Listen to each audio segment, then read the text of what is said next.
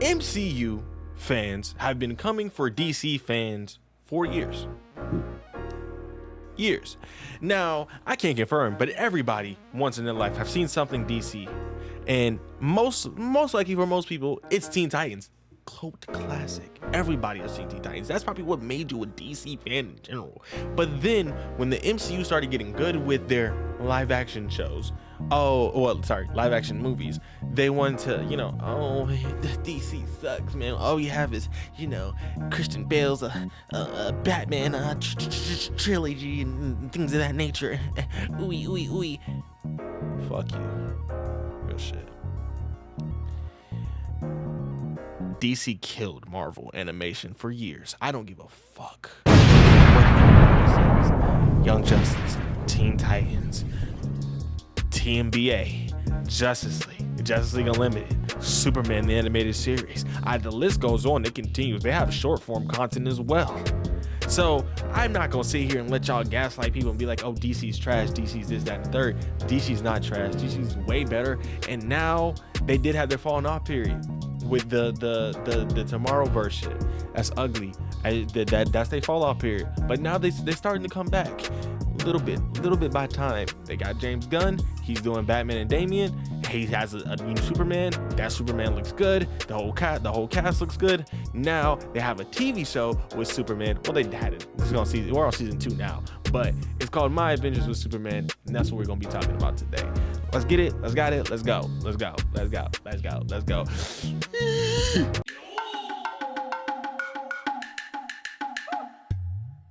Now, I like the way My Adventures with Superman kicks off. This is not going to be a whole spoiler thing, but I will talk about the first episode loosely. I like how it kicks off. You start off with a younger Clark Kent, a child Clark Kent, teenager, I should say, maybe preteen, along those little lines or whatever, right? He is having a kite stuck in the tree. Mind you, side note, I know, off topic already, crazy shit. You've been around the channel, you know who I am. If not, hit the subscribe button. You'll understand who I am. Have you ever flown a kite? Like, leave in the comment section if you ever flown a kite before. I don't have any memory or recollection of flying a kite, and to be honest with you, I've never seen a actual soul fly a kite. I've never seen an actual soul fly a kite, bro. This is actually crazy. No bullshit. In my head, I am thinking I've never seen anybody fly a kite. Nah, that's wild. So we start off with Clark Kent trying to recover his kite that he got stuck in the tree, and he's acting like he has superpowers. Just probably in the universe they have cartoons or shows that have superpowers that people could fly. And now everybody's had that one moment where they was like, damn, I wish I was Iron Man or Spider-Man or Batman or Superman or Flash or Green Lantern or Wonder Woman or anything, right? Everybody's had that, and he was having that moment. But then there was a car coming along, and there was a mom trying to feed her baby, give her a bottle, but not really paying attention. There was a little pothole in the road, and when he was trying to tell him hey, stop, there's a pothole there, she ended up hitting it. But here's where the Superman aspect comes into it, the awakening, as some would say. He saw it, and with Clark Kent wanting to be a helper that he is, Boy Scout, you know what I'm saying, he tried to run and catch the car. I don't know what was the purpose of running, because if he didn't have powers, he wasn't doing anything. So once this happened, it's he took 2 or 3, maybe 4 steps, and then after that he went into the Avatar state. Now, if you know what the Avatar state is, it's with the avatars, the past avatars. It's with the past avatars and them helping Aang or Korra, with a situation. He kind of went to the Avatar state, unlocked his ability to have super speed plus flying. Well, super speed, as we've seen so far. He unlocked his ability to have the super speed, and he ran and he caught the car. Mind you, I don't know if we knew that he already had super strength, or unless that is awakened as well. with him going to catch the car. After that, he's like, damn, like, bro, I really like stopped the car. And after that, he like, I guess, assumed that he only had super speed and tried to run up the tree to grab the kite.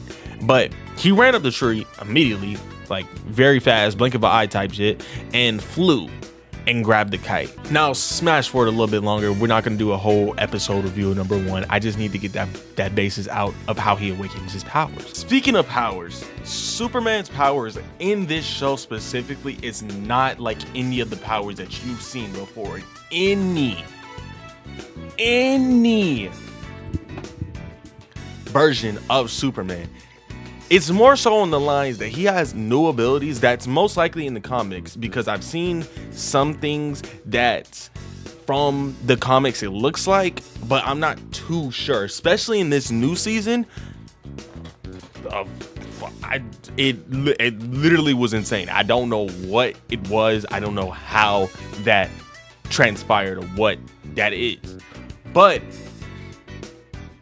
the way that they have him set up looks like his powers are different from any version of Superman that we've seen animated or in the films.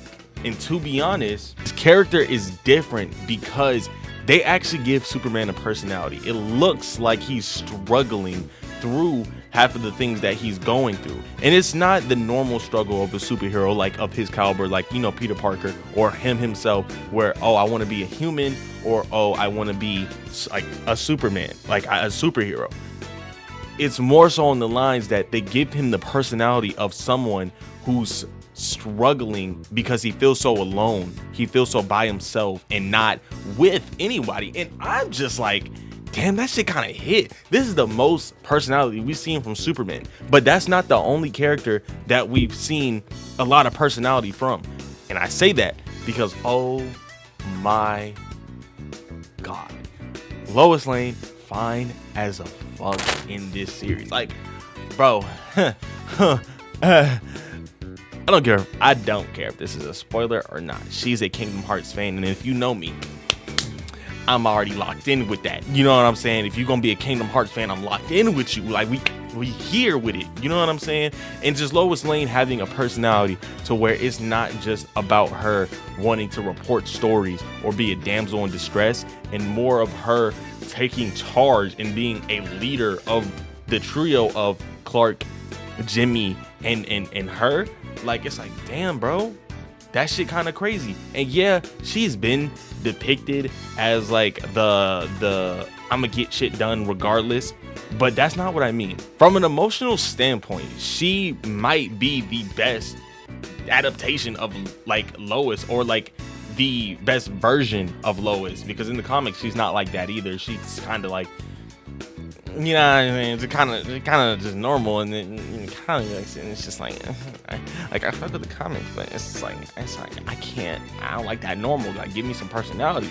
But it's like personality and emotion is what they are doing exceptionally well in this version of Superman, especially because of how they portray Lois in like this season of it. Like, 'cause we're in season 2 now.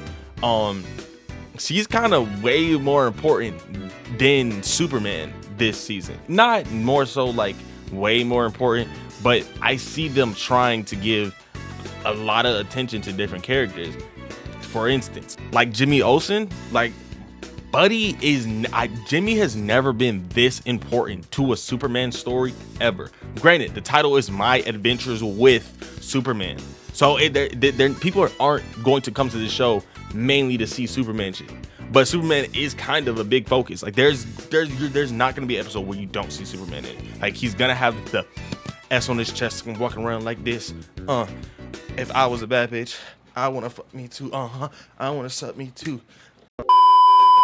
Jimmy is kind of a weird case. Like, Jimmy has never been this important. He was kind of like Peter Parker with minus the Spider-Man and having a love interest. Buddy was just there for photography only, and like would like help out Lois or call Superman.